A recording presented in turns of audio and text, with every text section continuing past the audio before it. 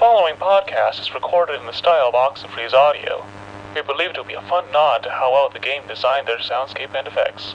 Now, please enjoy this episode of Hugely Disappointed.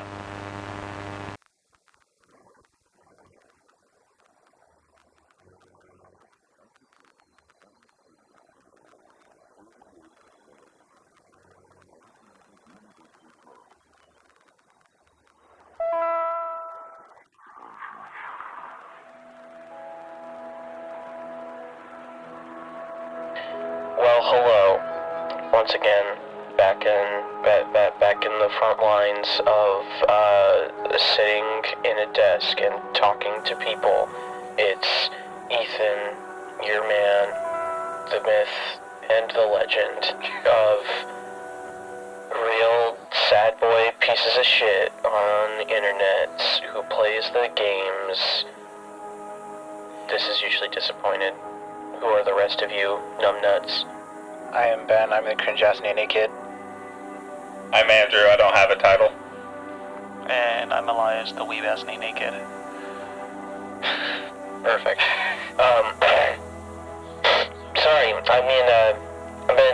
I usually don't sleep well on Saturday nights, and kinda congested in my face and whatever right now, so, I'm gonna have to deal with that. But anyway, video games happen all the time around in lives and so forth. Although of course it's not the only thing that we do. That'd be really sad if that was the only thing that we did. But speaking of the games and so forth, we have people who play games, hopefully, on this show. No. Ben, since you decided to respond first, I'm picking on you. What did you play this past week? I played the homework. Just kidding. Well, I mean, that's true. Oh, yeah. But, I also played some Doom Eternal, and I played the game of the hour.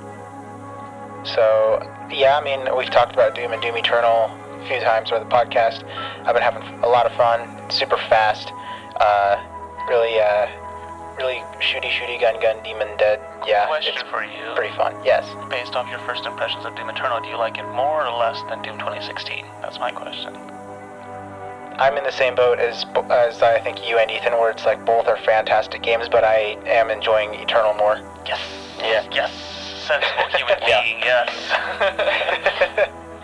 Yeah, no, that speed of Eternal and the sheer amount of new demons and weapons and so forth, that really sends it over the edge for me to be like, oh yeah, this is a lot better.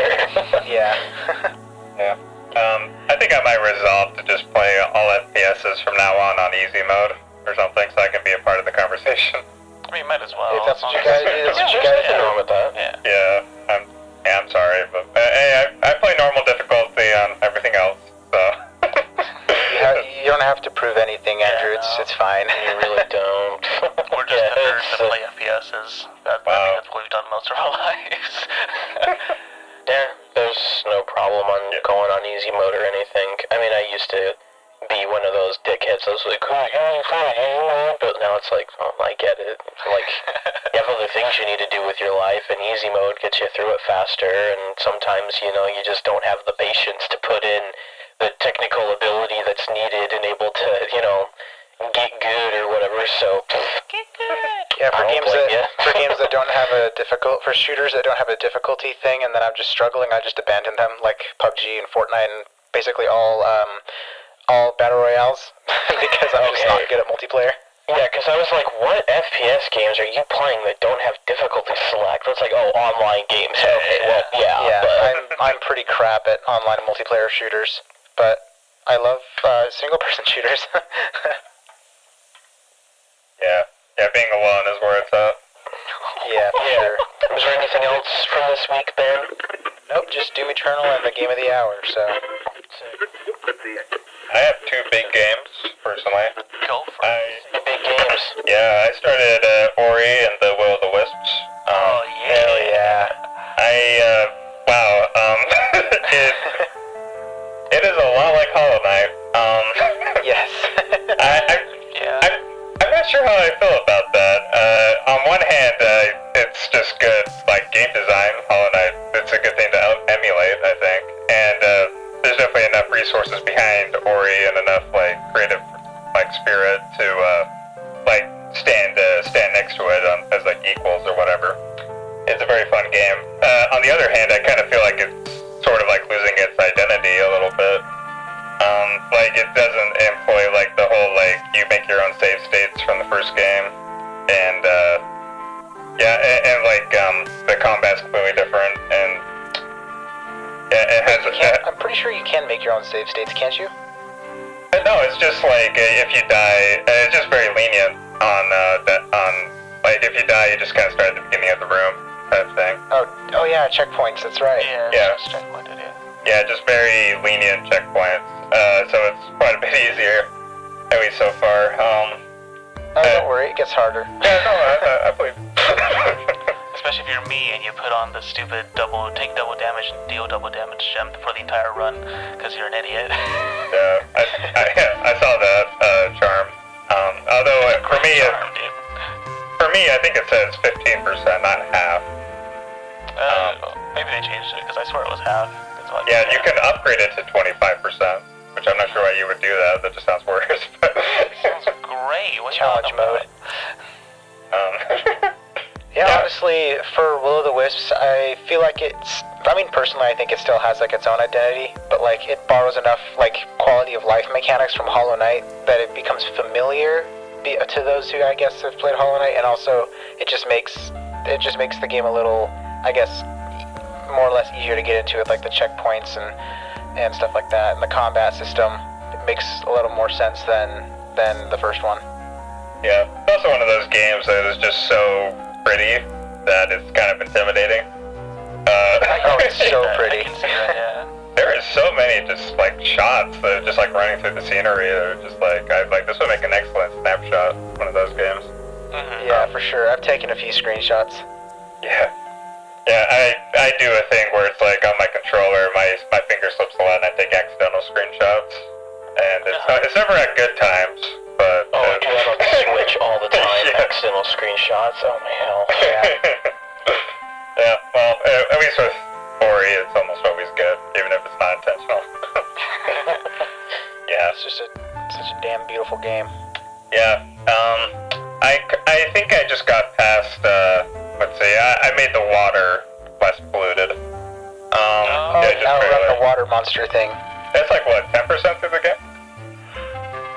It depends, because you can do different things at different times. It's not like very Yeah, that's linear. Oh yeah. That's It's not as linear as the first, no. Yeah, it's probably like a sixth or a fifth, depending on what you've done, I would say. Oh really? I played for like an hour and a half, and like it only gave me like 4% completion. I'm like, wow, this game is way bigger because in an hour I did about like a tenth of the original. Yeah. Well, I mean, the completion is also based on the charms and stuff you collect as well, right? I'm pretty sure. Yeah. Yeah, The in-game completion, yeah. Yeah. Because I'm Yeah. pretty sure you can finish the game at like 60 or 70% completion or something like that without everything else. So. Yeah, like Hollow Knight. Yeah, exactly. Does it have multiple endings too? No. It's just the one. Interesting. Oh yeah. It's still very narrative, but you can tackle the narrative in a little more flexible of a way than the first one. Yeah. Yeah, really good game. Definitely highly recommended to Ethan. The two Ori games. I'd definitely like to have like a big discussion about all of them, spoiler free and everything. I'd have to replay the first one because it's been such a long time, but yeah. I'm kind of. I'm not sure how I feel yet. There was some significant low points in the original that I don't think will happen again in the sequel. I've yet to run into anything where I'm like, oh, that's lame, or whatever, or this mechanic isn't fully fleshed out. It's very polished, it seems like. Which is interesting because when me and Elias played it, we Oh my played it God. literally on release day because we had pre-ordered it. Uh-huh. And when it came out, like, it was a functional game, but there was just a few bugs in it that were kind of annoying. You had an awful bug, right? Where like if you grabbed a certain vine, it just crashed the game or something like that. That was only in one specific level. Yeah. In one specific level, if I dashed into a vine and grabbed it, it would crash the entire game. And then I had to glitch for one of the like fountain or like the fighting spots that you like do a challenge in. I completed it too early because I got into the place on accident too early, and so it never counted as completion. So until they patched that, I was stuck at 99% completion. Oh, oof. Yeah. Fascinating. There's also the thing where like these random audio spikes would happen, like you'd just be going around, all of a sudden you'd like attack an enemy or go into a cinematic and it'd just be like, and then it'd just keep going. Yeah, I never had that one, but yeah, I think you had more problems than I did, if I remember correctly. I might have, yeah, which is interesting because you had more problems with Horizon. Yeah. I had a pretty much like flawless experience with Horizon. You were just like, your textures were glitching out and everything. Yeah, I found out that was because I had accidentally installed the what's it called? It wasn't the game-ready driver for the graphics card, it was the other driver. Because the same thing happened with Death Stranding. So Death Stranding started having the same problem. I'm like, oh, it's not Horizon, it's something else. And I started looking into it, I installed the wrong driver. So, Rip. yeah. Well, I haven't run into any major problems with Will of the Wisps. I guess my biggest criticism is just that I think it's just trying a little bit too hard to emulate Hollow Knight. Some people were really annoyed at that, but I can see where they're coming from. But I personally enjoy it because I think overall it's more of like a quality of life type thing. Yeah.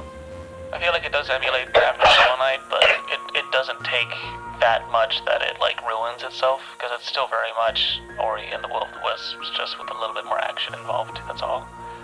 So. Yeah, pretty much. Yeah, it's one of those cases of like, sure, it's emulating something that's popular, but it actually has the resources and the creative spirit to actually like stand on its own at the same time. So it's definitely not like a super strong critique. I don't know. I just feel like they could have like kept at least a little bit more from the original, just to like expand on like maybe like the save state thing. You know, just keep more of its own identity. But it's all right. I would have loved to see the map stones come back, honestly, because I mean the map maker is a little too much like Corner Fur for my liking, but it is exactly like Corner Fur. Like like they saw Corner Fur, it's like we want that too, pretty much. Yeah. So I would have liked to see the map stone come back. Yeah, the map stone was like, there's like lore sort of like behind that. Like people like charted these areas, but they've been like long gone. It's broken, and like. I like that, whereas the new one is just like, there's a map maker that's just kind of there. I mean, I guess it makes sense that they're different forests and stuff, but I don't know. Yeah, different forests, and there's actually people in the new forest. In the old one, everyone was dead. It was just a dying forest, so it makes sense. But that's actually one of my favorite parts about Will of the Wisps, is that it feels more alive. Yeah, oh yeah, definitely, way more NPCs. Like, oh my gosh, there's that one part where it's like, you run into like 8 of them. Like they're all like in the same area. It's like a little town. Yeah. I just kept walking to the left, and I'm like, how many people are in this area? Like I just had to keep stopping and talking. Like this is so different than the first one. The first one is just like you have a little orb person following you around. That's about it. And it's interesting. Yeah, and what's like the narrator voice? Is that supposed to be the spirit tree? I think so. I think so. Yeah, I love it. I love his voice, by the way. It's phenomenal.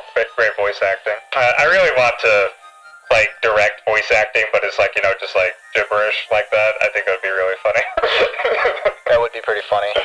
Yeah. I still think it's really amusing how the voice actor for Hornet also did in Hollow Knight also did the fluke marm. Oh yeah, that's funny. Yeah, so he just got shot, Adina, and all of a sudden you got. She just shut her fingers in her throat instead of just trying to speak. Yeah. Speaking of Hollow Knight, the other game that I played this week is another thing that's kind of aping it, ironically.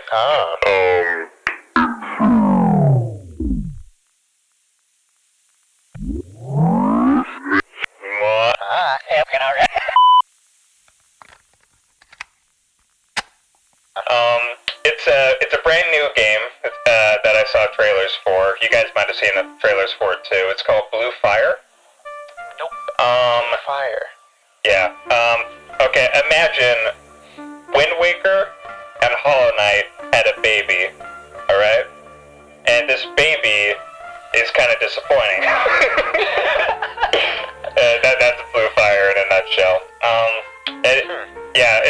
2D platformer that's kind of emulating Hollow Knight's art style, but Oh in my a god, 3D yeah, plane. you're not joking. The stupid Oh, title yeah. screen Blue Fire looks just like Hollow Knight. That's annoying.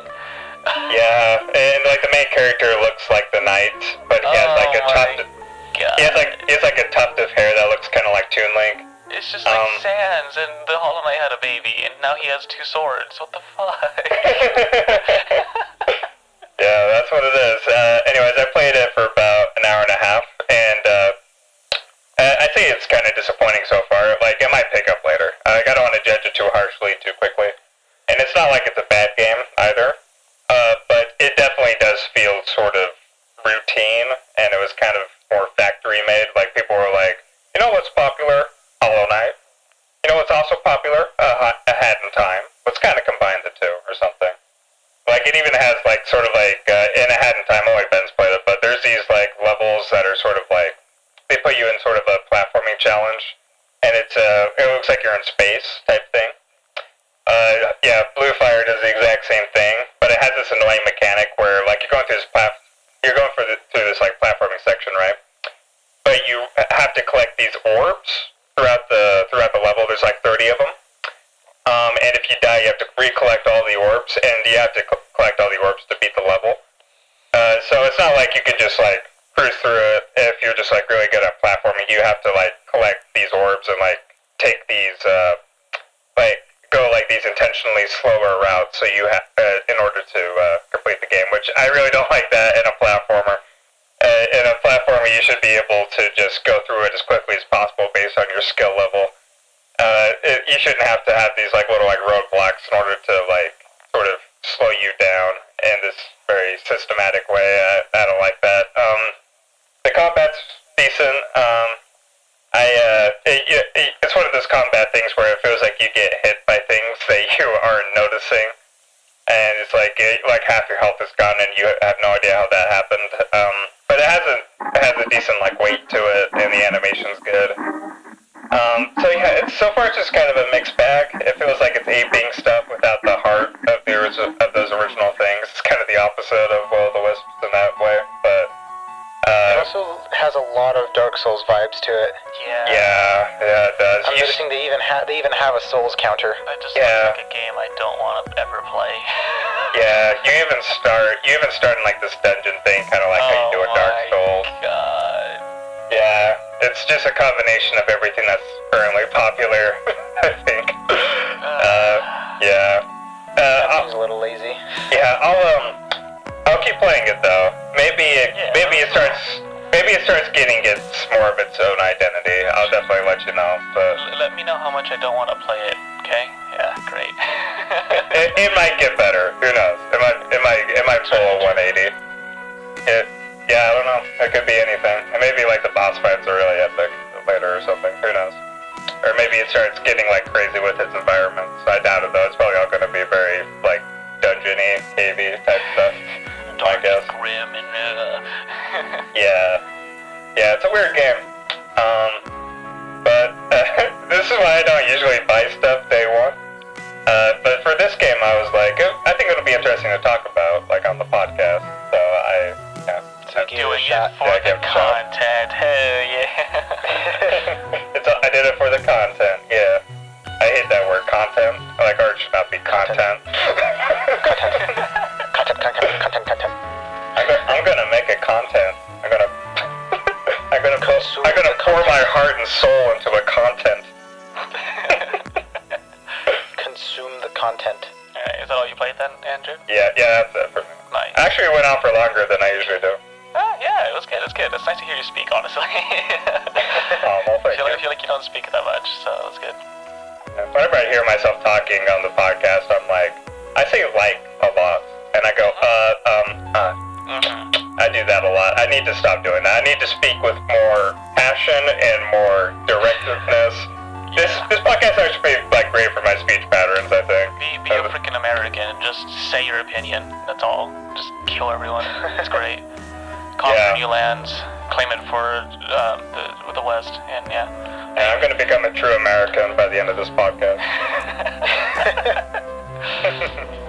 Alright. I guess I'll do mine next, because I'm assuming Ethan has a ton, right? I typically do, Yeah, so I'll do mine because I don't have too much, but I did have one that I really want to talk about. Real quick, the shit ones, Mirror's Edge Catalyst, shit game, trying to finish it just to say I finished it because I bought it and I don't want to not finish it. God, I hate that game.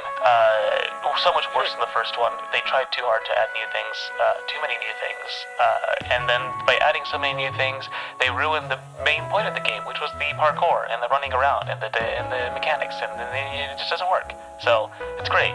Half the time I'm trying to like wall run, and the girl just jumps off a cliff and kills herself. Or I'm like, okay, cool, just grab this thing, and she grabs the thing to the right and slows me down, and then I try to fix it, and she jumps off a cliff and kills herself. So it's great. Awful game. I hate it. It's like a 3 out of 10, honestly. And the story's kind of shit. So, but I'm trying to finish it. Played the game of the week as well. And the only other thing I played this week, because I've been avoiding Prey, I've been wanting to play Prey, but I just don't want to do the backtracking. I hate that that's what's stopping me right now. I'm so close. I can tell I'm close. I just need to finish it. But, meh. You're at the point where there's just like coral everywhere. Yeah. Coral?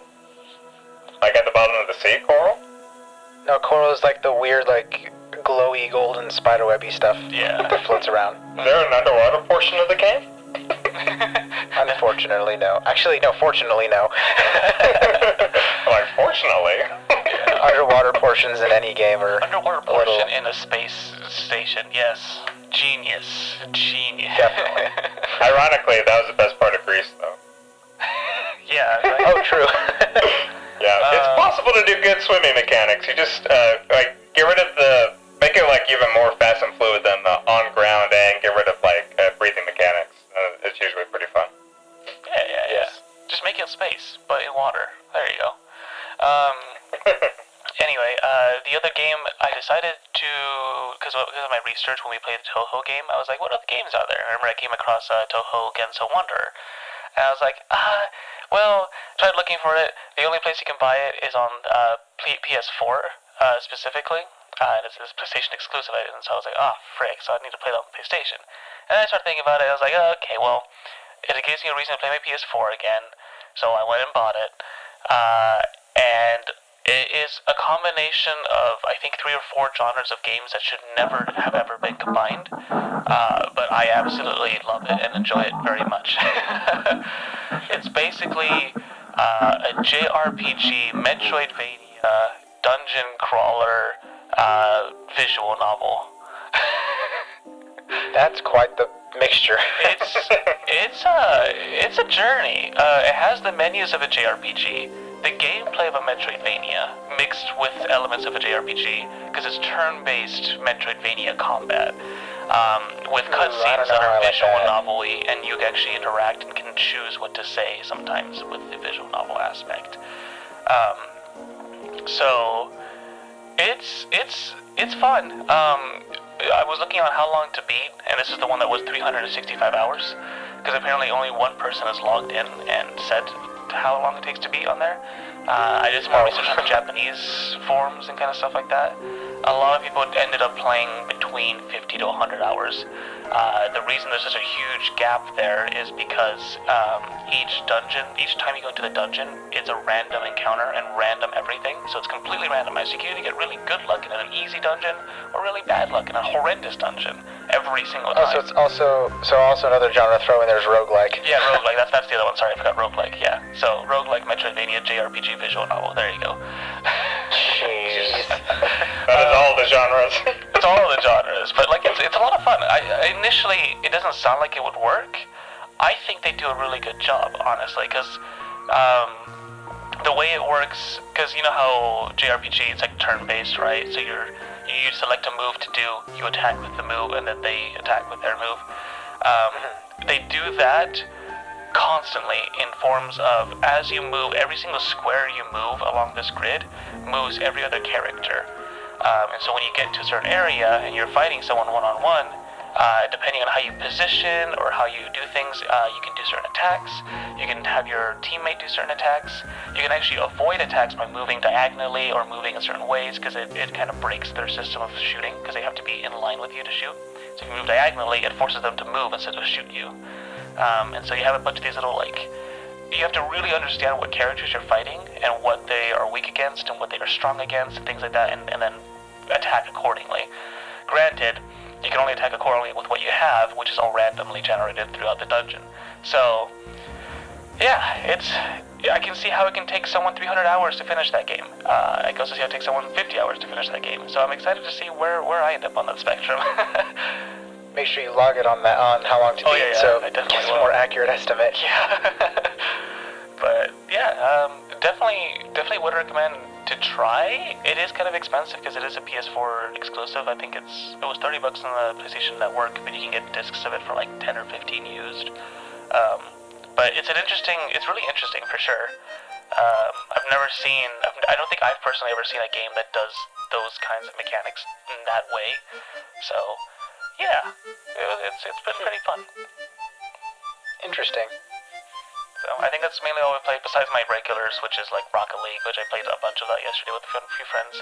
They had a new NFL combination, and I hate football with a burning passion. Football is the worst sport ever created. I will watch golf more so than I will watch. Actually, golf is a lot of fun. I will watch volleyball more than I'll watch football. Because at least volleyball has hot chicks that are doing stuff, and football is just a bunch of meatheads hitting each other. Granted, there is some strategy, there is some like technique and skill. There's just so many stoppages of play, and I hate that. It's just so boring. Anyway, I will say that with my limited experience, it's funner to play than it is to watch. Yeah, I don't like the full-on body stuff, so that's just, yeah, no. Oh no, I've only played flag. Yeah, oh, okay. I don't do tackle. Yeah. The tackle just doesn't seem fun. No. But the little football mode in Rocket League is pretty cool. I don't know, it kind of follows some of the rules of football, but not enough that it's annoying, and then it feels fun to play. So it's the only kind of football I will enjoy. Nice. What were you saying, Andrew? Sorry, I cut you off. I was going to say that swimming is the best sport. Swimming, I would watch swimming over watching football. Yeah. You know, I will say that the sports that I've played are the ones that are the best. Because they're the only ones that I have experience with. There you go. You know, as a former swimmer, and I was on the swim team, and I sometimes like watch swimming on like the Olympics. There's a swimming anime, and it pissed me off. Yeah. It pissed me off because all the guys had six packs. Like, that is not how swim teams are. Okay, everybody is kind of chubby.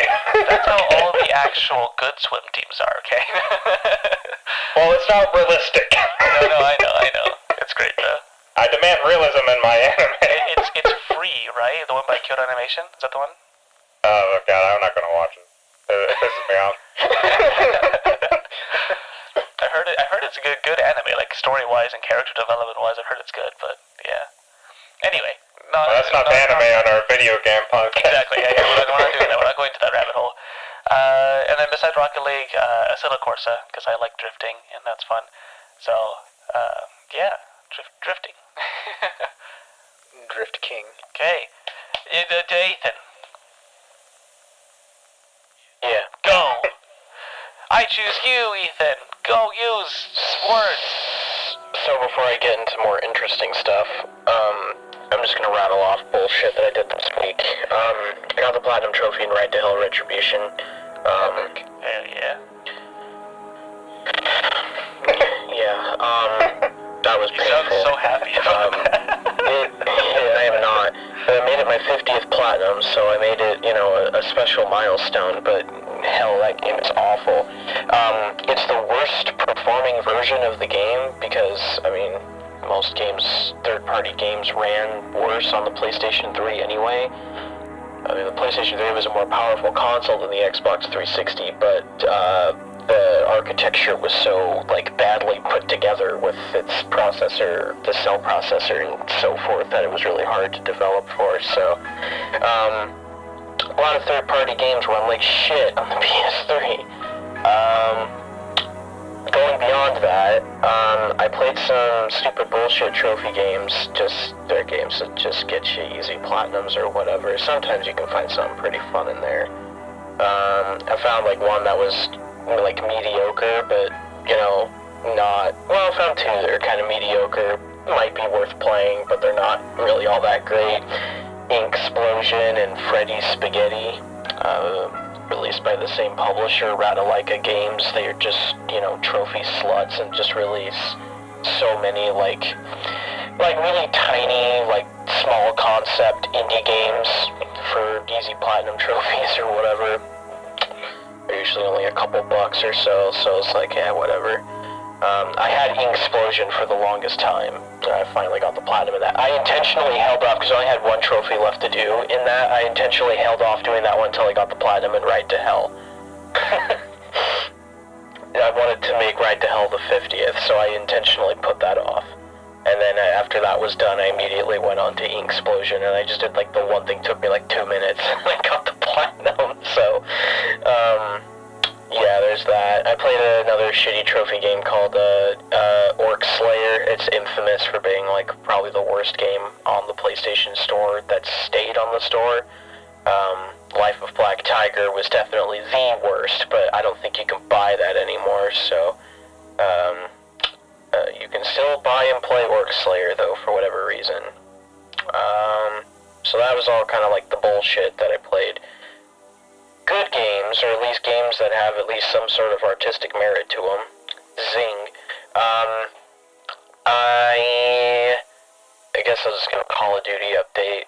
We got a new patch, so got a new Zombies map, which is actually a really good map. I like it a lot. I haven't played it with other people yet. I've only done solo, but it's fun. It's actually a really good map. A lot of running around to different areas, things to do. We got new perks. The Pack-a-Punches, not necessarily easier to set up, but, it's a little less vague on what to do. No, it's a really good Zombies map, and, yeah. And then we had a double XP weekend that's still going on, so that's probably what I'm going to be doing today, because I don't care about Super Bowl football stuff. I care about the snacks that we're gonna eat, but other than that, I could care less. So I'm just gonna be grinding away at Call of Duty. I hit 4th Prestige. Yay. I also got my Diamond Assault Rifles. Yeah, I did all the weapon camo challenges for all the base game assault rifles, so where are you at, man? Where are you at? My house. I'm in my basement. Elias, where are you? He's not here. He ran away. Oh no, Oh, he's crap. dead. But yeah, no, it's the Call of Duty nonsense. So just more of that COD grind that I'm on, and I'm just gonna keep going at it until I feel like I'm done with it. We get a new season real soon, so we might be getting a bunch of more new maps and stuff. So I'm kind of curious to see what we'll be getting at that point. Hopefully some good stuff, because I'm not the biggest fan of Black Ops Cold War's base game maps. There's a few pretty good ones, but for the most part, they're kind of mediocre. The best maps that we've gotten so far are maps from older Call of Duty games. So I was gonna say, we'll their see. map design has just gotten worse over the years. I mean, it's hard to make those good without just repeating ideas, but yeah. Yeah, we get a few decent ones in this game. I like the mall map is pretty good. I also like the Moscow map. But other than that, it's kind of wishy-washy on whether or not it's good or not. But hopefully we get some more stuff that's pretty good. Next, after the Call of Duty grind that I've been on and continue to be on, I got to touch a PlayStation 5. Yeah, I saw that in the messaging. Breaking news.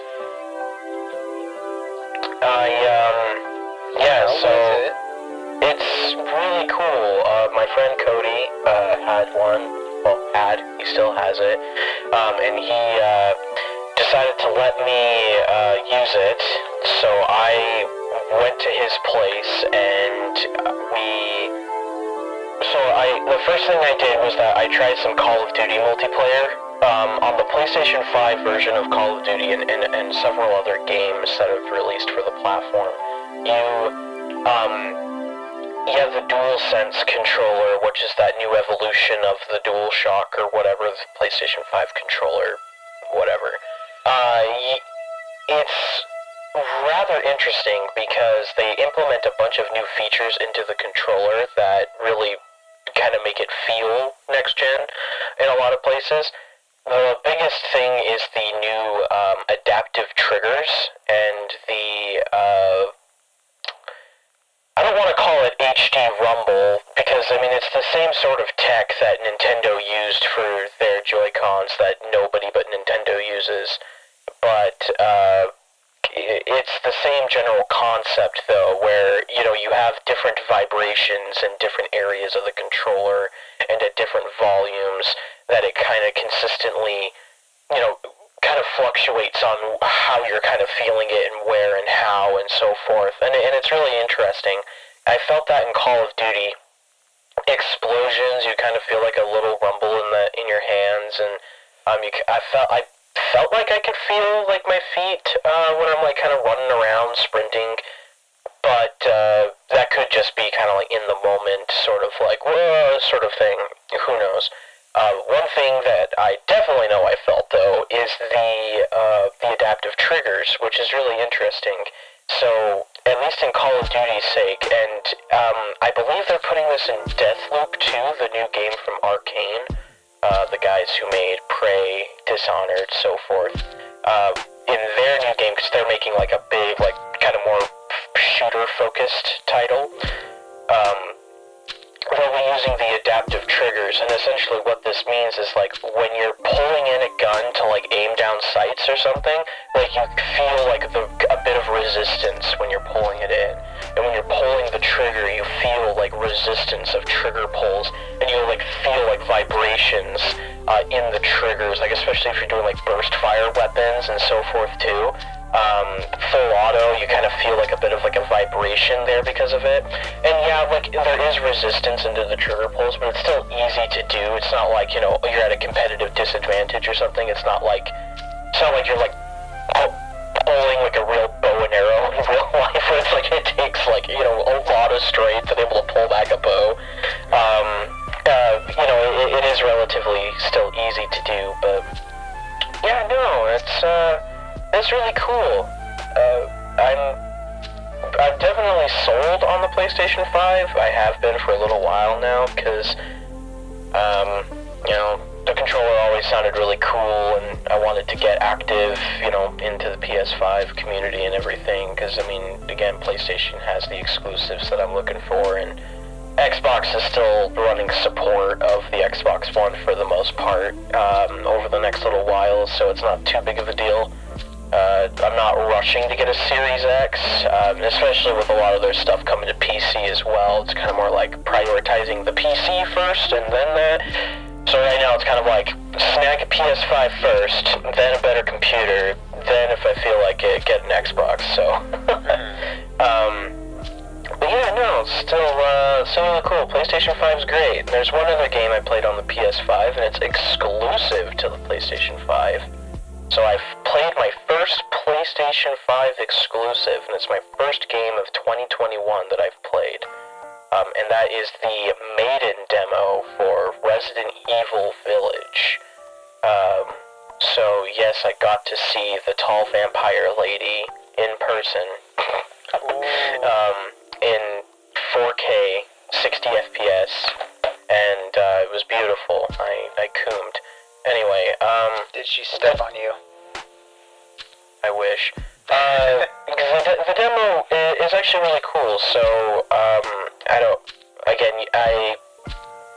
believe that your guys' experience with Resident Evil is relatively minimal to nothing at all, if I remember correctly, right? Yeah, just 4 for me. Yeah, so, yeah, pretty minimal. Yeah, so, Resident Evil 7 had a very similar demo.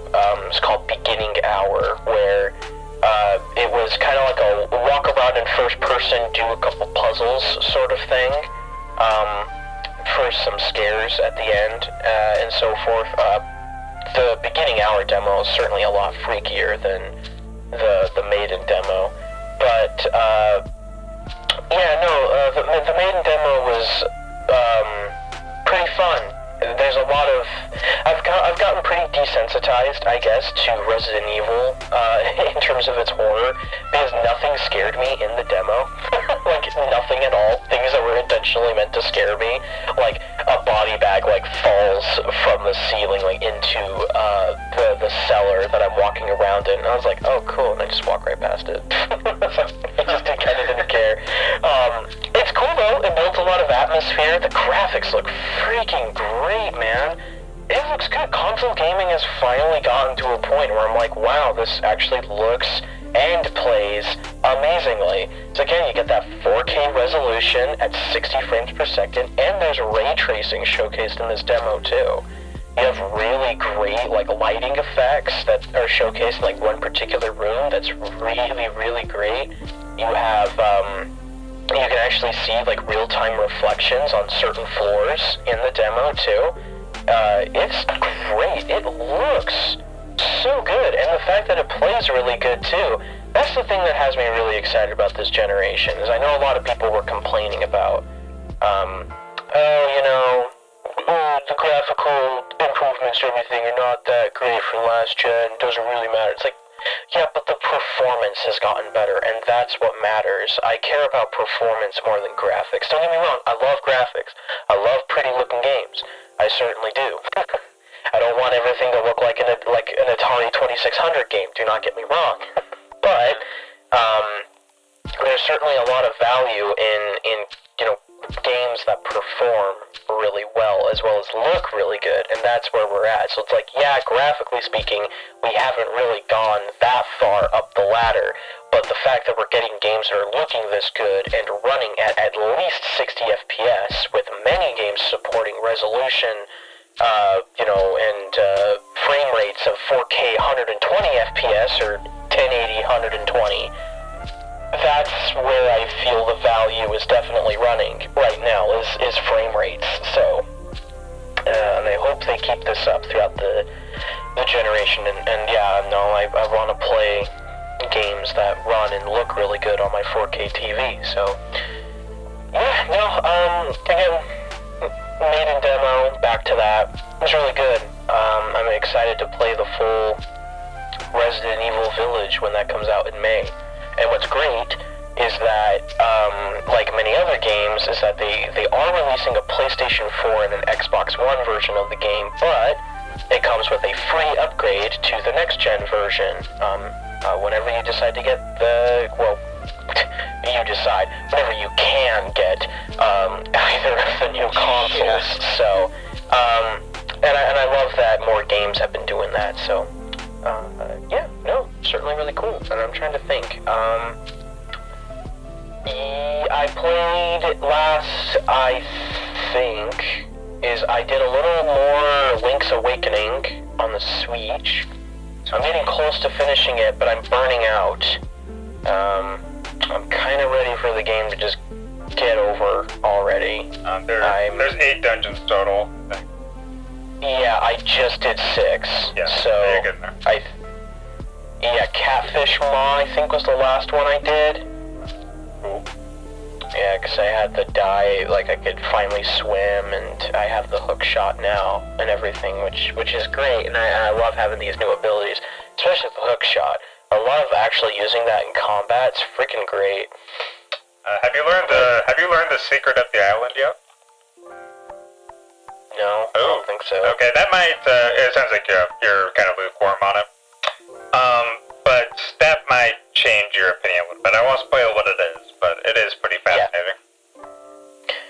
Yeah, no, I'm definitely just gonna try and keep going through. I still have more of the item trading quest that I need to get done. I'm currently holding a pineapple in my inventory that may have been the same that I was holding last week.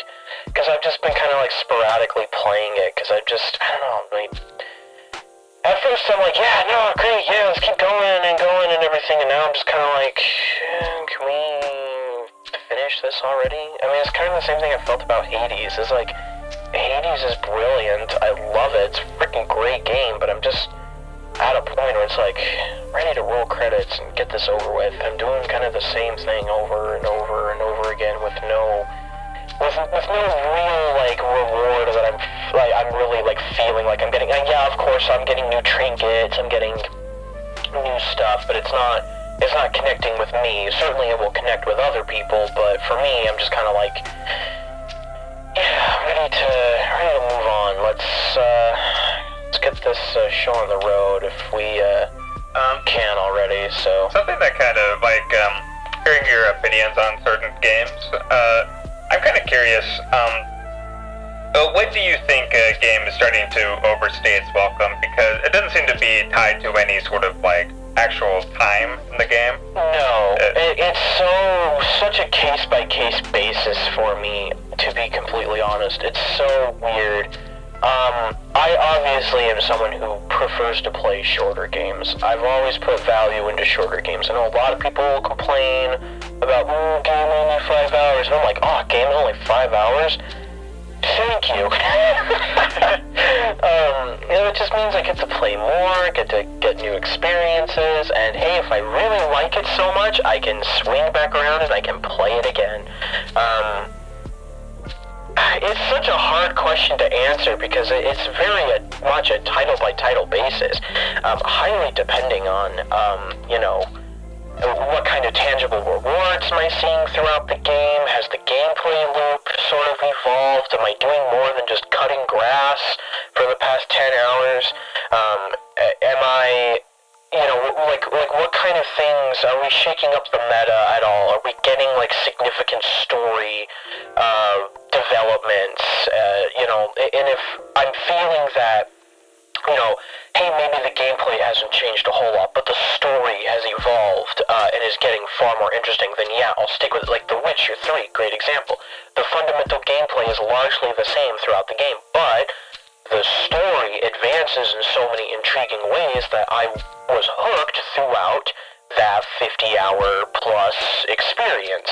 Breath of the Wild, it didn't really advance much in story for me, but the gameplay continued to showcase new, unique things in the sandbox that I could try, and that ability to mix and match and try new things to, what if I try and do this, and then it works, and it's like, whoa, that's cool, like that kind of game experimentation, that kept me hooked until the end.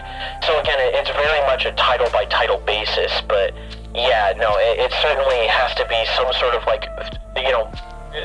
actual like advancement in like a story or in terms of gameplay mechanics that's more than just, you have new dinky thing to, now you can do this menial thing, congratulations, and it just feels like I'm getting upgrades and stuff that's such as, not necessarily a slow rate, but at a point where it's just like, I'm not feeling like I'm getting significantly anywhere. I feel like I'm just, running in circles. I'm spinning my wheels in the mud, and just nothing is really happening right now. And I'm constantly feeling that with so many games. And I guess Hades and Link's Awakening are two games that I'm feeling that with. And again, it's not to say that they're not great games, because they freaking are.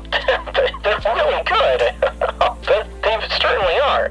They both look fantastic. They both play really well. Hades plays better. It has a far more in-depth, fluid, and intriguing combat system and better characters, but, I still think that, Link's Awakening is still a lot of fun, but, just kind of at that point where I'm like, I've passed that 10-hour mark without really feeling like I'm getting anywhere now, and I'm just kind of like, let's hit the credits, and I'm feeling less and less invested to actually finish it, so... Well, that's I want to, but I'm having a hard time doing it, though. That's a little sad to hear, because based on what you just said, you might not like traditional Zelda games that much. To be honest, you do expand your inventory and stuff, but yeah, the stories tend to be pretty stagnant for the most part, and and if the gameplay loop of going to dungeons and getting items and getting to traverse new areas and stuff via the new inventory stuff.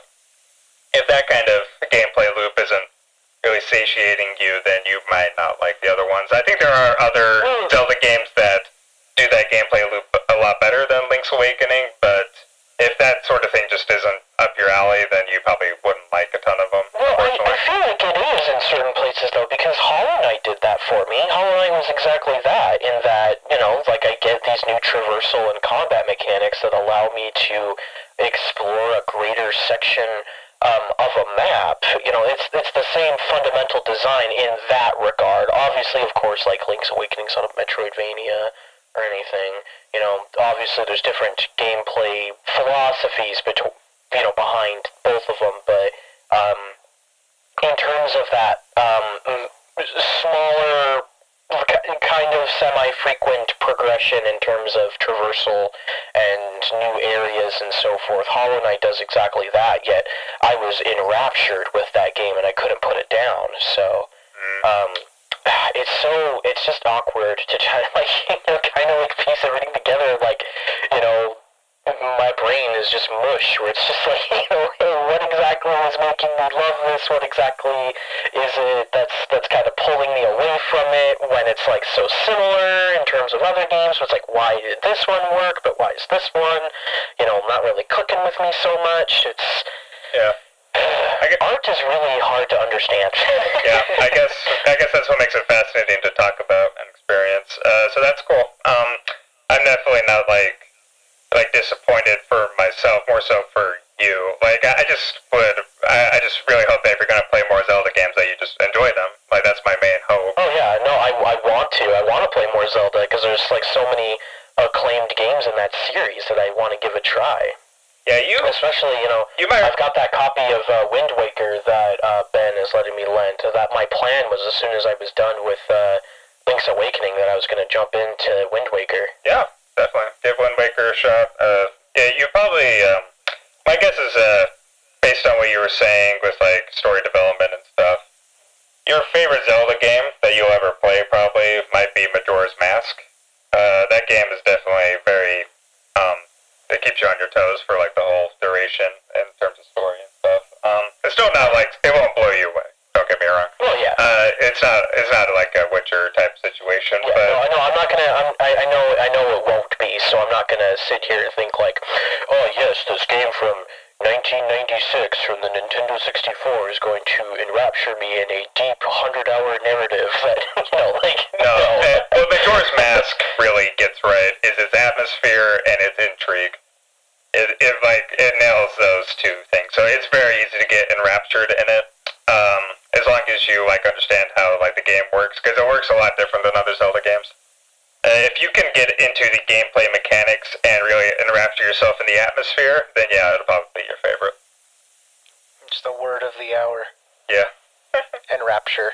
Enrapture. Cool. Any other games, Ethan? Or should we go into our big discussion? No, that's it. I know, again, usually it's a shitload and whatever, but that's usually how it's been being unemployed. But I might have a new job. Fingers crossed. That's great, man. Yeah, no, I need to work. Yeah, so,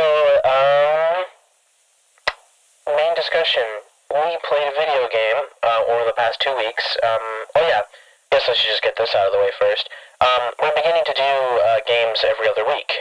Obviously, of course, when we're trying to do 5 to 20-hour video games within the span of a week, that doesn't work. I'm surprised that we were able to keep it up as long as we did. With the inability to finish games within a certain time frame, which is fine. We all have lives. 3 out of 4 of us have jobs right now. Hopefully I have one by the time this episode goes out, but anyway, we only have so much time that we can, invest into entertainment and so forth. So, with that, and I guess this is also sort of a way for us to maybe play some games that are maybe a little longer than just your normal 4 to 5 hour indie platformer games. I'd love to play something else other than that on this show, but we'll get there. We'll get there. I've been thinking of slowly but stuff. surely, yeah. Slowly but surely. But yeah, no, definitely with everything, we're taking a little more time for the game, so, every other episode will be new game. Hey, what did we play? In terms of, the recommended title that we'll go through. So we're still going to go in the same order that we've been going. I'll still be, throwing weird wild card games in there that at least one person's going to hate. Question is who? Probably me every time. One in particular I know you'd probably hate, but I really, really want to play it. I love that game. We'll get to that eventually.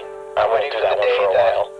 I'm waiting for the day that all three of you guys like a game, and then I'm just like really hating it. I know. I feel like you're. I don't know. I think you're the most open-minded. I had that, and then Andrew had that. I like most things. Ben just likes everything.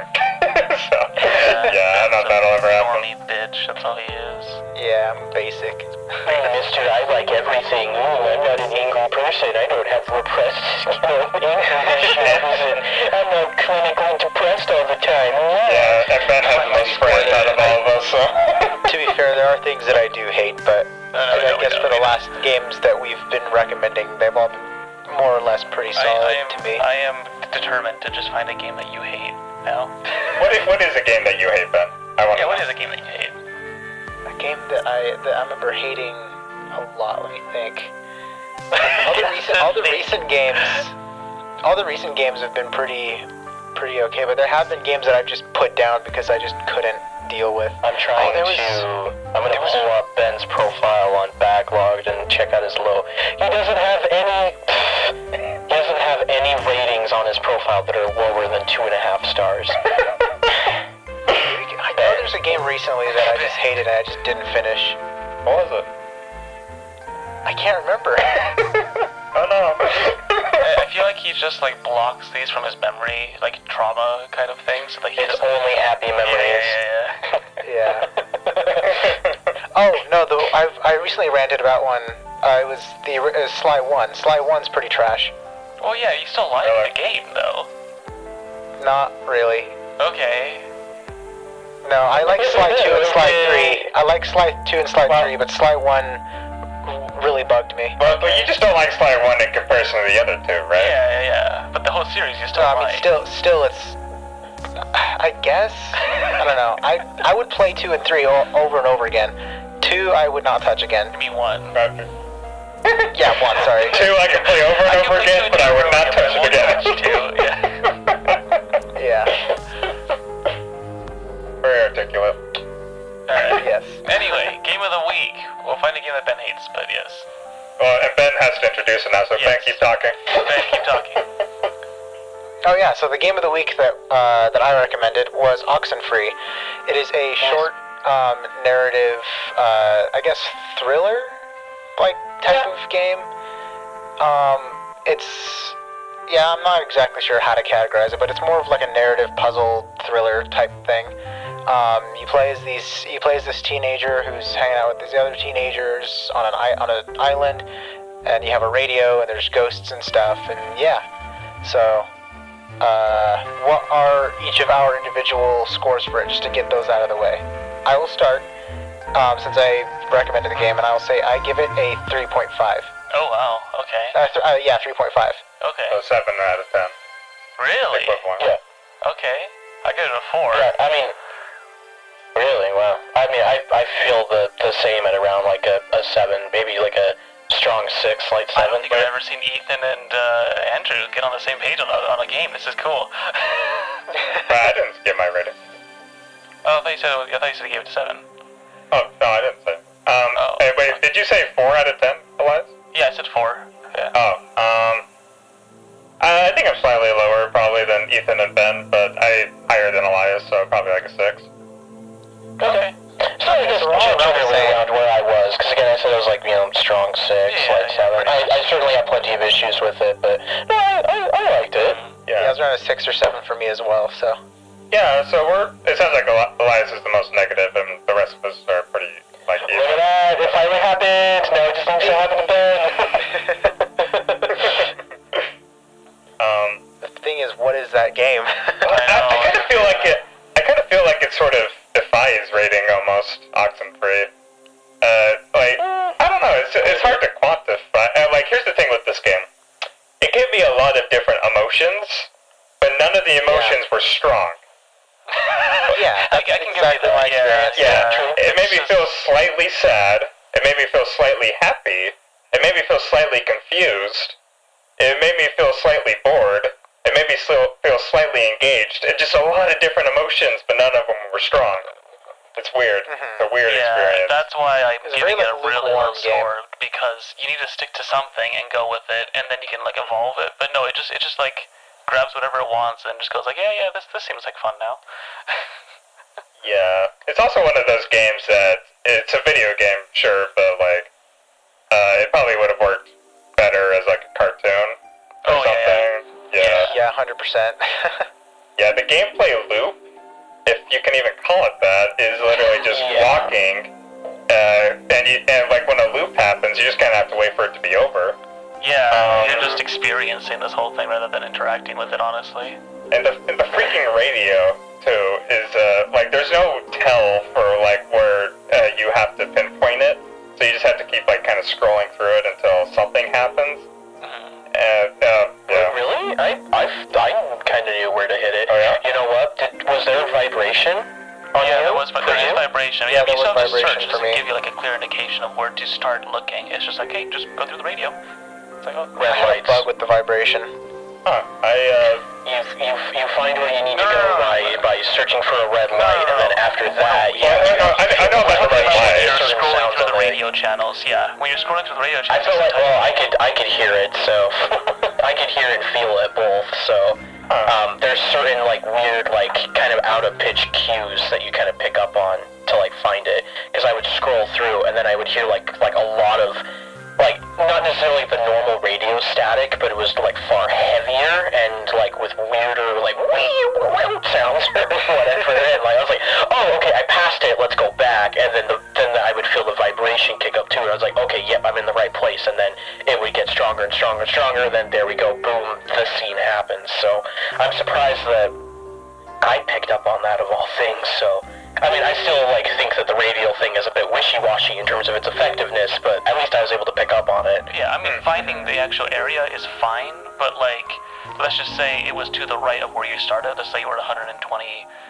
kilohertz kind of a thing, and it was supposed to be 140, right? And I started going left. There's no way of me knowing that I should have gone right and saved myself those like 30 seconds of going all the way down to the left, then going right. That's the problem I think most of us had. Because once you find the spot where it's like, oh, it's vibrating, oh, it's red, oh, cool, we're here, you know. But getting there is the annoying part. It was just like the highlight of the game. Besides that awful function, the radio was the best part. I just put on the music the whole time because it was better than the actual music of the game. Not gonna lie. Yeah, it's one of those weird like music things where at the beginning of the game the music was like way too loud. Like I had a hard time hearing the conversations. It felt like for me, it wasn't that it was too loud or like that. It was out of place. It didn't feel like it fit the theme of the game until like halfway through the game for me. And even then, it was again wishy-washy and like. I was like, this does not. You could have done so much more with the soundtrack. You could have made it so much more intriguing. You could have made it fit the theme better. The only parts of it that fit the theme were the fact that it was tape saturated because there's a tape machine player. Wow, it's tape saturated, and then they put a vinyl like distortion over it. Not even a tape distortion. It was a vinyl distortion. So it didn't make any sense for me and my like my super musical and mixing brain. It was like this is the most cop-out way to do this soundtrack, and I didn't like it. So. And I think there was at one point where they were talking I do music too, and I enjoyed that part. What was that? I do music too, and I enjoyed that part. I hated it so much, just because I was like, you could have made this so much more cool, but no, you copped out. Anyway, there was one point as well where I don't remember. I think it was like when they were on the beach or something, and like the mood was so much more somber feeling, like at least visual and dialogue wise, but the music was just like bopping, and I'm like, why? Why are we doing this? This doesn't feel right. This is not a bop right now. So anyway, yeah, music. I actually hated music for this game. Like it was cool at some points, but overall I was just pissed off the whole time. Is it a case story situation where you feel like it would be better as like a standalone album type thing, or is it just bad all around? It was just bad all around for me, honestly. Oh, wow. It served a purpose, but by Interesting. itself it wasn't really that good anyway. But I'm also hypercritical when it comes to music. And again, it's one of those things where like I can't really explain why I hate it. I just know that I hate it. No, I got it. Like, it just doesn't really fit the atmosphere or the tone and the mixing. Well, I liked it, so you're wrong. No, I'm kidding. I mean, you're not wrong. Yeah, I am wrong, so don't worry about it. Well, no, that was a joke. Like, I wasn't just a response, God. So, you know, I thought it was pretty atmospheric. I liked it. Yeah, no, I didn't, like, I guess I'm kind of in the middle, where it's just kind of like no opinion, where it's like I can't even really remember much of the music. And able for me to really, like, remember a soundtrack, it has to really stand out and really, like, I guess, pull some sort of impact either which way, and I just didn't really feel that a whole lot. Like, I kind of felt it towards the beginning, and especially during, like, the campfire stuff, during the, what was it, the truth or slap scene. Goodness, yeah. Like, I really, like, felt the music there, and I was like, oh yeah, no, this is really great, fits with the mood. I really like the, you know, like, the visual style mixed in with this music. I think it melds really well. But then kind of after that, I kind of just, like, fell off of it for the most part. I was paying more attention to the sound design. That's what I was beginning to notice a lot more. It does good. The sound design's great. Oh, it's good. It's really good sound design. But yeah, no, the music, I guess, well, when you guys are both kind of not necessarily polar opposite ends of the spectrum, Ben isn't going, oh, it's the best soundtrack I've ever listened to. No, he likes it. Passively, but I don't sing its praises. Yeah, it's atmospheric and it's okay. It's just okay. Yeah. I think it was very smart on the developer's part to pull the camera way back from the characters, because looking at the 3D models, I think if it was like up close and personal, I think they would look terrible. Oh, they do look terrible. Yeah, so it was very smart on their part to pull it like way back like that. And I did like the landscape design. The colors were a little muddy, a little bit too dingy for my taste, but I did its sense of like direction, like I never got lost. It was pretty good. And the clarity was also pretty good. I never was like confused as to like what I was looking at, and the perspective never like bothered me. So I think it was good art direction for the most part. I probably would have made. Oh, yeah. I think making it. I like a trick personally where it's like the game starts off a bit more colorful and then like it gets dingier as the story gets darker. That would have been cool. Yeah, I would have liked that a lot more. Yeah, but the whole game is dingy, so it kind of sets up like sort of like false expectations that the whole game will be very dark and depressing. But like it starts off as like pretty chill, so like I don't really feel that like that. That makes a ton of sense, but yeah. Overall, like artistically and musically, it definitely satisfied me. I was never that mad at it or anything. I know, I was just mad. Yeah. Can I get off my two favorite things of the game? Intensive. Real quick. So I love the radio sound effect. The sound design for the radio was spot on. Like I think they put more time into that than anything else. Because it was just so good. The radio was the best part to play with. And then besides that, the voice acting overall was a solid like 7, 8 for me. I think it was really good. A few parts were kind of iffy, but overall it was really enjoyable to hear these characters interact. And I did like the dialogue, although it did. I think both Ben and I were talking about this a little bit. It gets a little too chatty at some points. Like they just don't shut up. But overall, it did feel like actual people reacting and actually experiencing this phenomenon. So it was for the most part, but there is one pretty big caveat there.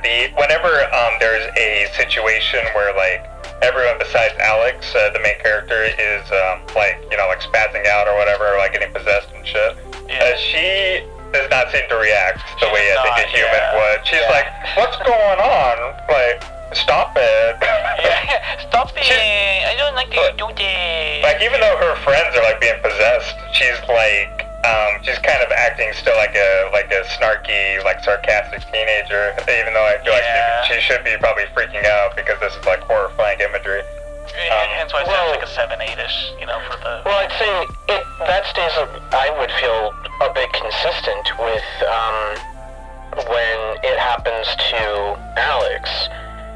she has those moments when she wigs out and she has those like flashbacks and has that stuff happen like towards the later half of the game and so forth, when she's having the same stuff that's happening to her, but obviously you don't see it, you just see what's happening from her like inner perspective. When it pulls back out and you see her friends, they kind of treat the situation as, you know, how Alex treated it kind of with them. So I mean, I can, you know, it's not inconsistent is what I'm saying. It kind of is though, like, especially when we, because I don't know, because there's certain ways, like, that you can kind of go about and play the game, certain choices you can make that can kind of sway some outcomes with it. One of the things was, I went to go to save Clarissa first. I did as well. Yeah. Oh, wow. Because I tried to go for the worst ending that I could possibly get, because I knew everybody else was going to be playing it normally, and they were probably going to get some sappy, you know, either really good or at least pretty good ending. So I'm like, you know, I'm going to do everything that I can to get the worst ending possible. So I went to go for the bitch first. So, and when you're going for Clarissa first, I mean, I don't know how it switches the other way around. I'm pretty sure you'll still see Clarissa like jump out the window and everything. Like, I mean, that's different than being possessed. I mean, she is possessed, but like, you know, there was like a suicide attempt that was happening like right in front of her. You know, that had Alex and Jonas like freaking the hell out. I mean, depending on your dialogue options, of course. You know, well, even then, I still think that, you know, you can't really downplay, you know, someone that you know jumping out of a window and killing themselves. So, you know, even if you don't know them all too well. So, yeah, I mean, I guess I can see where you guys are coming from, but at least as far as from my perspective when I was playing through it, I felt that the behavioral patterns of the characters in the narrative were consistent throughout. I never really felt that anybody was, you know, particularly under or overreacting to the situation at hand. I mean, like, of course, there's like characters that are overreacting, like fights that break out between characters. That happens quite a bit. Fuck those two. So mad. Yeah. So bad? That whole fight. I took Nona with me when that happened. I was me too. You picked something really good with Nona. Yeah. I think I'm kind of a mediator in real life, and to this game's credit, I feel like that was reflected in the gameplay. I was always trying to be like a mediator, and just like I didn't ever want too much contention. Yeah. And I do feel like that was reflected in the game. Do you guys feel like you had much say over Alex's personality? I felt like I was kind of dragged in the direction of a certain choice because of the different colors of the speech bubbles. Like, I don't know if this is like for sure, but I think that I heard somewhere that if you choose like is this blue or purple? I don't know. I'm colorblind. The choice that appears when you click the left top or the right? left button. Okay, left one. Okay. Yeah, the left button. That one's the one that's most in line with Alex's personality or something like that. Yeah, I can see that, because those were very consistent. The other ones were always just like way out there and never felt consistent with who she was, at least. Yeah, like there's a bunch where she's like being like a total asshole, like blaming people. There's one where it's like, oh, fuck her, leave her alone, you know. And I'm like, I never want to like do that. I did that with Clarissa at the beginning. I was like, fuck you, Clarissa. So. Okay, one thing I find hilarious about that game, it gives you like 15 different times to just drop Clarissa and be like, yeah, just let her die. Let her die. You want to let Clarissa die, right? Yeah, let Clarissa die. And you're like, well, no, I don't want. Okay, well, now that you keep telling me, I might want to let her die. Just you stop giving me the option to kill her. To the game's credit, though, I feel like the flashbacks with her and her brother and Clarissa, I feel like that gave like a nice like extra dimension to her character. It did, and it's the only reason I kept her alive. Otherwise, I probably would have killed her at the end. Like, no, she just upset that her boyfriend died. Like, I get her motivation. Yeah, I mean, you get that from the beginning. Like, it makes sense, but I guess seeing it, like, in that perspective opens up the, like, great. Now I have to feel for you. Great. You understand that she's not, like, a terrible person. She's just bitter and upset. Yeah. Yeah. Did you guys know you can actually revive her brother if you like convince him not to leave in the flashback. Yep. Yeah. Wait, really? Yeah. Yeah. Yeah. There's an achievement in the game. They're missable achievements because afterwards I looked up a guide on how to get the worst ending possible, but I did like a spoiler-free guide where they were like, when an argument happens, do this, and it's like, okay, cool. So it's like it's very vague. Yeah. So I made sure I wasn't like, wasn't spoiling things for me. But afterwards I looked at an achievement guide, like a full achievement guide, and yeah, there's 2 different achievements that you can get. One of which is Jonas is your new stepbrother. Which is the one that most people get, but then there's the other one where you bring back, what's his hell? Michael. Michael? Or is it Matt? Yeah, Matt, or whatever, some generic white man name. You bring him back instead, and now he's, I don't know what the hell happens to Jonas, but... Yeah, Jonas isn't your stepbrother anymore, but you have your regular brother back. Yeah, so I saw that like dichotomy in the achievements. There's actually some interesting achievements in there. I'll bring up one. There is an achievement to play through the entire game without saying anything. Oh, nice. Because the dialogue is optional. Yeah, it is completely optional. There are mandatory points where Alex will say something without you saying anything, but there's not too many of them. But anytime you have a point of like actually speaking dialogue, you can just stay silent, and there is an achievement to just do an entire silent playthrough of the game where you don't say anything. I appreciate that they took the time to actually develop something like that.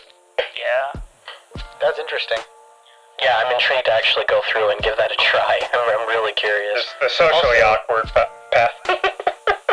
Also, did any of you guys see each other in the game? Yeah, I saw you for all 3 of the ghost appearances of you. And I saw Elias twice. So I played this on Xbox. Because I had it like as a game with gold from years ago. It was given out as a free game with gold. Who knows how long ago? But I went through and I picked up on. It was my friend Ian had played the game, and it was funny because I saw his gamer tag in the mirror, and I was like, wait, what? Like, what the hell is this? I didn't see his ghost after that, but I saw a few like other friends that I had in my friends list that were giving certain directions, and at the very end when you can give yours or whatever, I doubt any people on my Xbox friend list are going to be playing the game anytime soon, but no, it was certainly really interesting to do that. Yeah, I played it on Switch. I don't think anyone besides me on planet Earth has played this game on Switch. So, yeah, just me. I had no idea that was the mechanic of the game. Oh, you didn't have anyone? Oh. Well, yeah.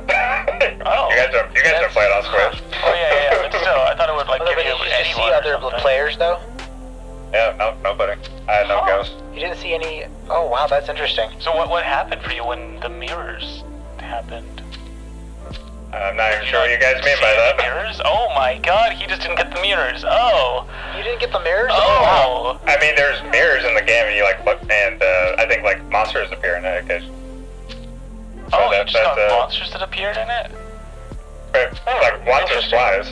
Yeah, because because normally it's a reflection of Alex, but it has like give the tag of a friend, someone in your friends list above that will tell you to do something like don't, when you talk to Michael, let him go, or when you talk to Clarissa, say this, don't save her, or do this, or something like that. That like where you can choose those words, Try to and then their gameplay, when a friend goes through the game or something, like they'll see you in there giving those specific directions.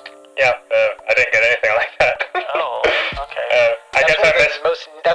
That's one of the coolest that was mechanics one of of that the cool game, in my things of the opinion. game, yeah, I like that. I guess I missed out on like a huge mechanic of the game.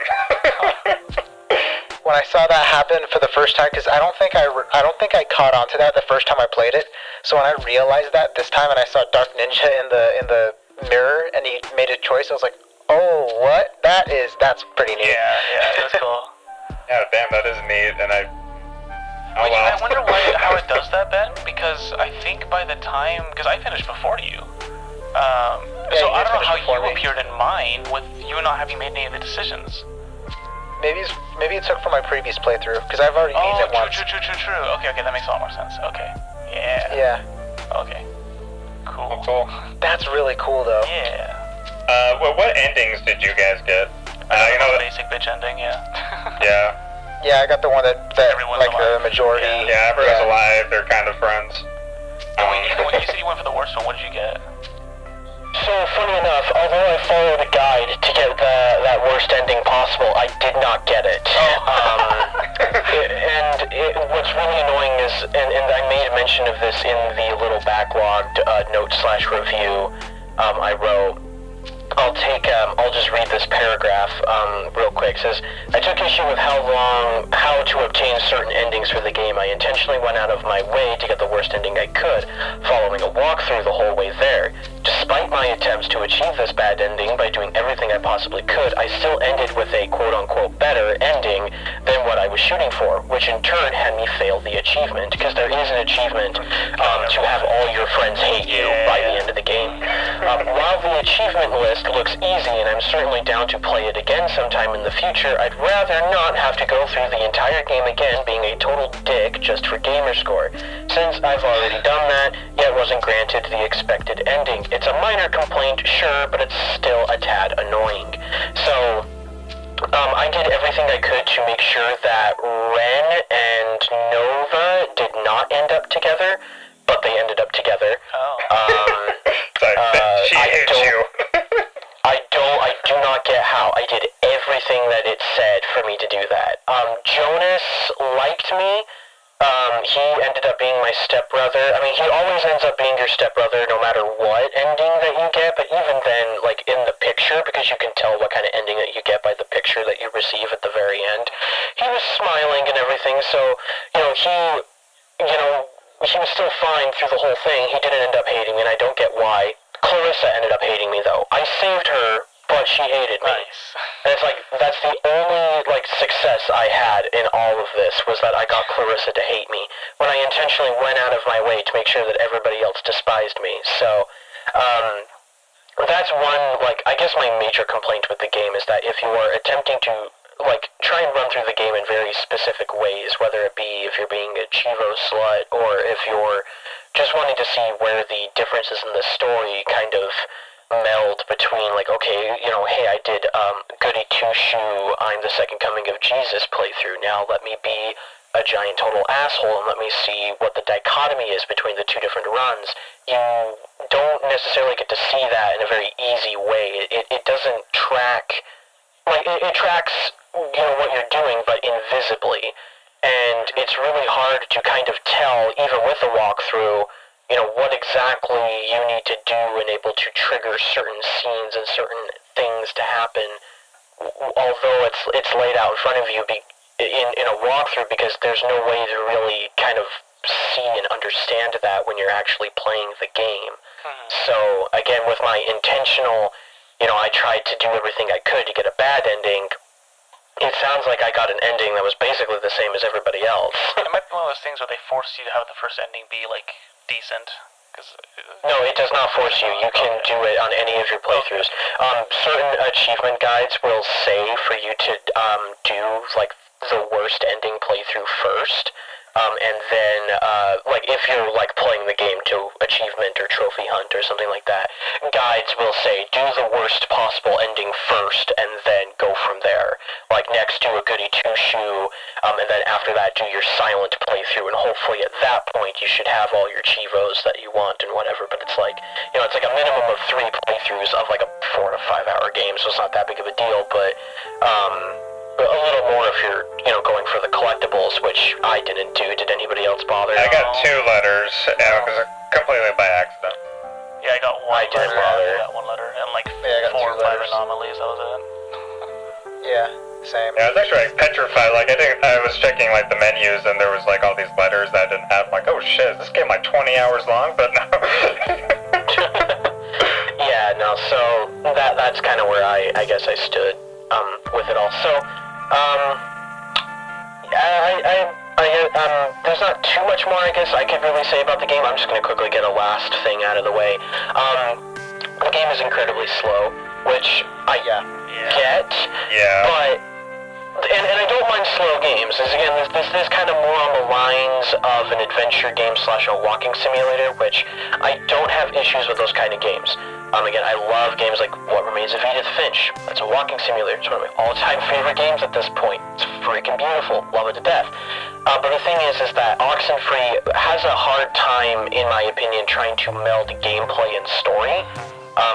And the thing is, by gameplay, of course, I go by walking simulator gameplay, where it's like, you're walking around, you're doing very basic tasks, you're not doing anything, you're not shooting anything, you're not sprinting or anything like that, you're just walking and talking. There are long stretches of Oxenfree where it is just walking from one place to another, and nothing is happening. There's no real dialogue happening, and even if there is, it's just kind of repeating information that we had before, where it's like really boring exposition, and it's just kind of like,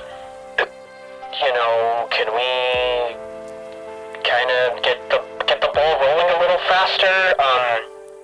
And those are like my two really main complaints with the game, is that it has semi-frequent pacing issues, mainly towards the end of the game, and its whole how you're working up to the ending thing is so intentionally vague and weirdly put together that it's hard to kind of configure that entirely. So that's basically my review of the game. Yeah, I had issues with the movement. I felt like it was pretty sluggish, and so that's one reason why I don't think I'm going to go back for achievements, even if they are decently easy, is because it feels like the movement just makes it kind of a slog. It's an interesting game. I love the atmosphere. The story's great. The characters are great. It's it's a pretty good game, but man, I don't know. The walking is almost cumbersome to me. Yeah, not only that, but it kind of ruins the tension of some scenes. It's like the characters logically should be running right now, but they're not. Oh yeah, but they're not. They're just like strolling along. Yeah. Like later on the game gets, they should be sprinting because they're running out of time. Like you should. Oh yeah. I feel like that would be the thing to fix it after the point where things start going to shit. If they were allowed to go faster and actually move to the locations sooner, that'd be great. That would make sense. Number one. And it would just make you feel better for the game, because you're backtracking too. It'd be great if you could run. But no, you still just casually walk. The part where Clarissa jumps out the window and you just have to stroll down to where she is. There's no one's running. Yeah, I felt a bit weird about that too. It's like, she's dead or something, but still, in that sort of situation, you would feel that adrenaline would be pumping through, and you would be sprinting down there, even if you knew she was dead. It's like, I don't get it. Yeah, it's kind of a mixed bag. Not only that, one thing we didn't bring up is the whole ghost element of the story, where they're Navy, I think, and they died, and they're stuck inside Okay, that both had the simultaneously was kind of over-explained and under-explained. The person that's possessing Clarissa, their voice is really hard to understand because of all the crazy effects that are going on, and they're explaining the whole thing, and I don't really dig that. I feel like a horror type of surreal experience is best left unexplained, and you have to fill in the gaps in your own mind. So it's explained entirely, so that kind of ruins the mystique. And at the same time, it's I can't even understand what they're saying, really, so I'm still confused. So it's worst of both worlds in that case. I feel like they probably should have just left it completely vague. And just had the characters' personalities carry the story rather than the lore or whatever. Am I the only one that felt that way?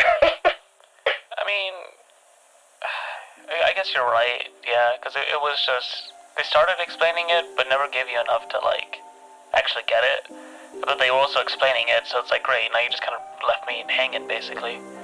So. Yeah. At least that's how I feel about that.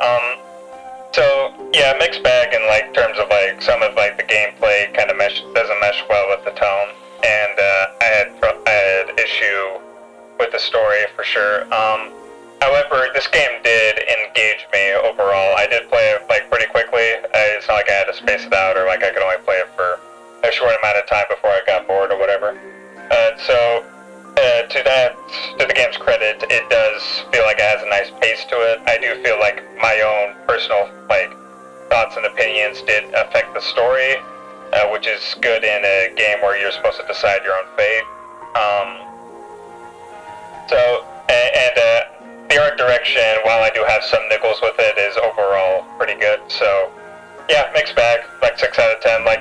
It's better than a completely middling experience that just left me dead inside, but it's not. It didn't give me any strong feelings either. It's just a very middle of the road, but just enough that's good about it where I would just give it a 5 out of 10. Yeah, more or less the same. More or less the same for me. It was it's intriguing for sure, but it's it's atmospheric. It's intriguing. It's it's pretty interesting to hear what the characters have to say. Got some good concepts, but yeah, overall it's kind of like a middle of the road game for me. It's I don't love it and I don't hate it either. And since I had already beaten it before, with that expectation going in for the second round, I did start getting bored partway through. Because I was just like, okay, yeah, I feel like I've done this before, and I kind of know where the story's going, because I mean, I did forget, but I forgot how it ended and stuff. But I remember there was a part, towards the, just before stuff started getting crazy, where I was just kind of I was, walking around and kind of, checking my phone every once in a while. I would just pause and, answer a Snapchat and stuff, and then, yeah, I was kind of getting bored until things started picking up towards the end. So yeah. Let me just get across. Middling experience. Just get across. I don't hate the game. Hence why it's a 4 out of 10. Just because it's right below average. So I'm not gonna count this as the game that I hate compared to everyone else. But it's just not good. That's all. At least in my opinion. Well, it's certainly the most negative one of the rest of us. Yeah, I get that. Yeah. Anything else anyone wants to say about it? I really like the visual art style. It looks really good. I like it quite a lot. Very pretty looking game. There you go. And yeah, I guess that's it. Ladies and gentlemen, Oxenfree. Ollie Oxenfree. That leads us to, I guess the next recommendation. So that goes to Andrew. Okay, I was originally gonna recommend kind of another indie small scale title, but since Ethan's saying that he's kind of bored of it, I'm done with indie platformers for a minute. I need to take a break. Yeah, I was looking at Game Pass library, and plus I think Ethan just already owns this game. He's recommended it to me before, so I assume he's already played it. But it sounded like he liked it, so it's probably pretty safe bet. And I don't think Elias and Ben have played it. I'm gonna recommend Sunset Overdrive.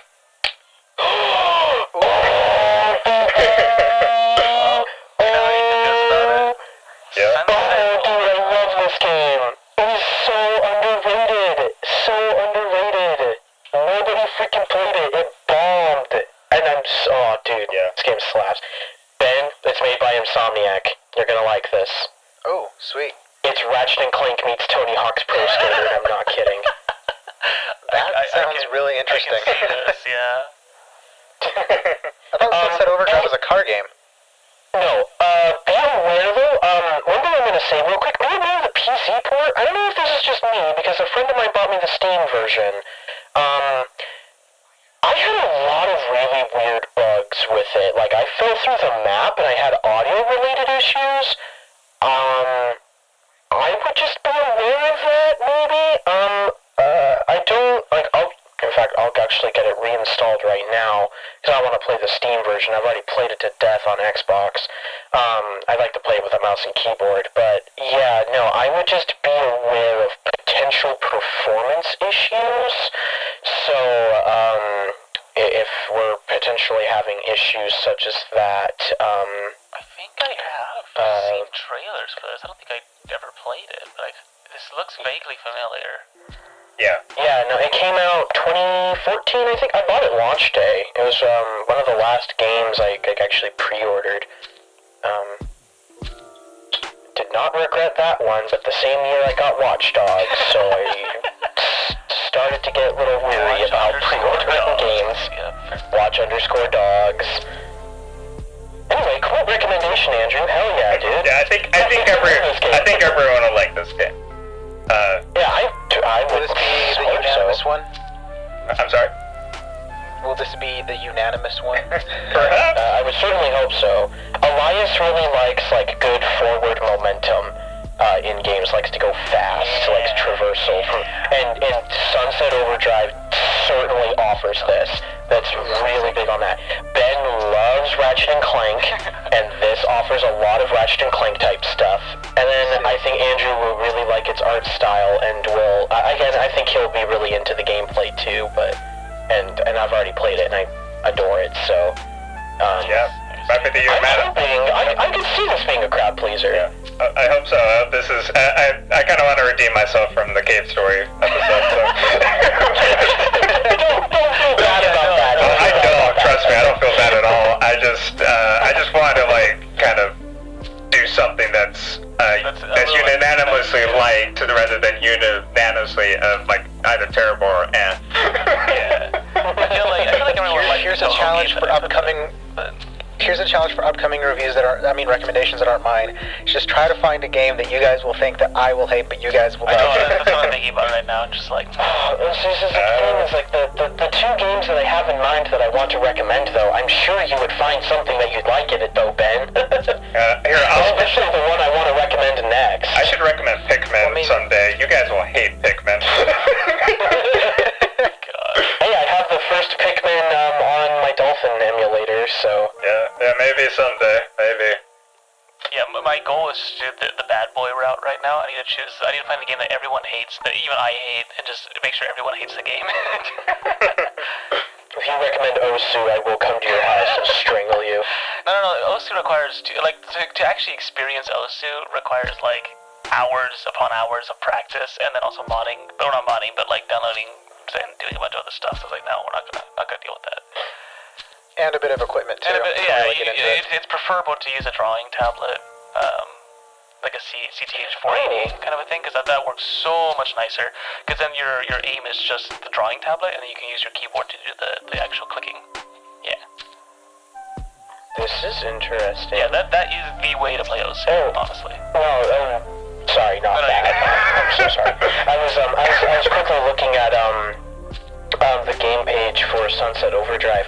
The Xbox version, initially, it had a co-op multiplayer mode in it. Oh. The Steam version does not have co-op. I mean, it's not like campaign co-op. You can't play through the game with a friend. Oh, that'd be awesome, but you can't. It's primarily just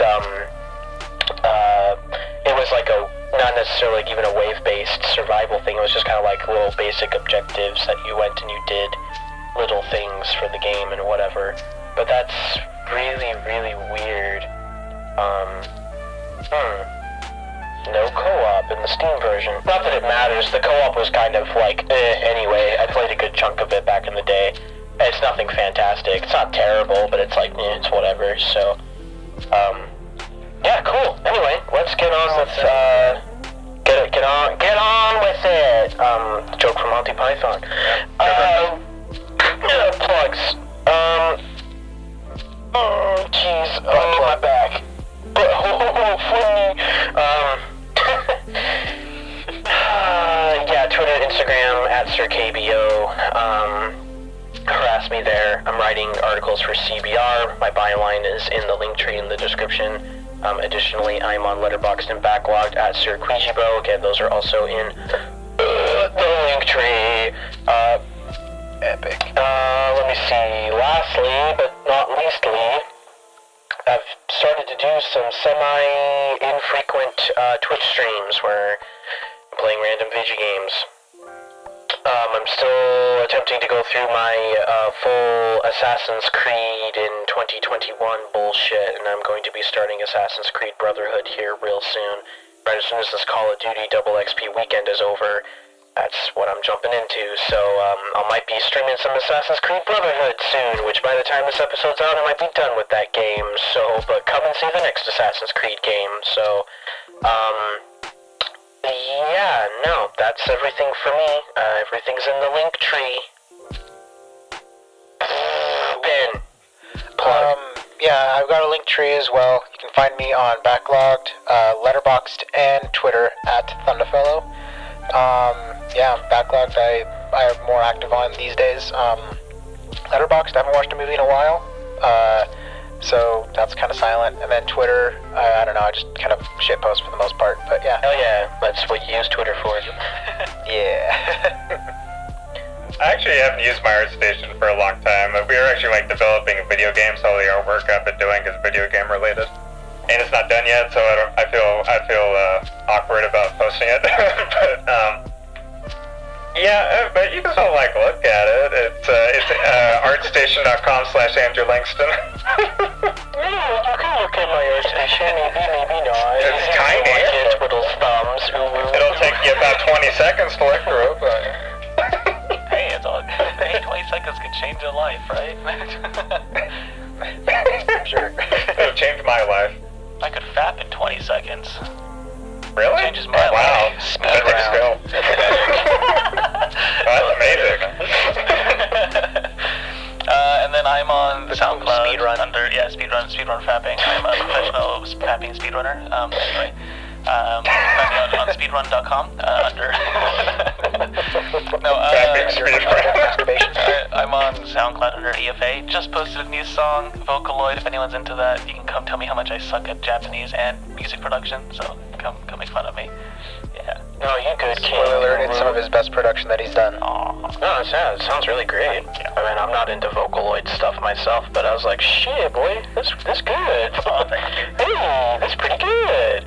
Oh yeah, last thing I wanted to bring up. We have a Steam group. Join the Steam group.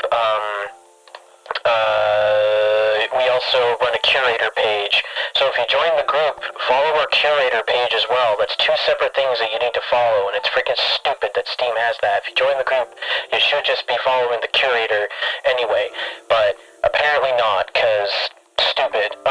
So yeah, no, go ahead and join us over there. I need to update our curator page, because anytime we have a recording where we talk about a game or something on here, I'll kind of take like the general critical consensus, and I will, if we all generally liked the game, then we'll do something like I'll put a recommendation or an informational if maybe there was some mixed feelings. Like I guess like for this one for Oxenfree, I'll try to put more like an informational one in there. But yeah, again, and we'll also take like individual games that we may talk about that are on Steam, and we'll update that curator page as time goes on. So follow our curation page and join our Steam group. Start a discussion about big booty anime bitches or something. I don't care. And then lastly, I keep saying I need to do this, and I might actually do it today, but I'm trying to get the Twitter account for the podcast up and running, so we'll have a dedicated Twitter account for that, and I'll need to shoot Ben the password for that. But yep, that's just a reminder on those two things that are just group related, not individual. So that does it for moi, and I suppose everybody else. Thanks again for jumping on the shit train with us. Have a good day. The poop train. The poopy. Number 2. Oh, stinky poopy. The stinky poop train. You stinky, bye-bye. Bye-bye.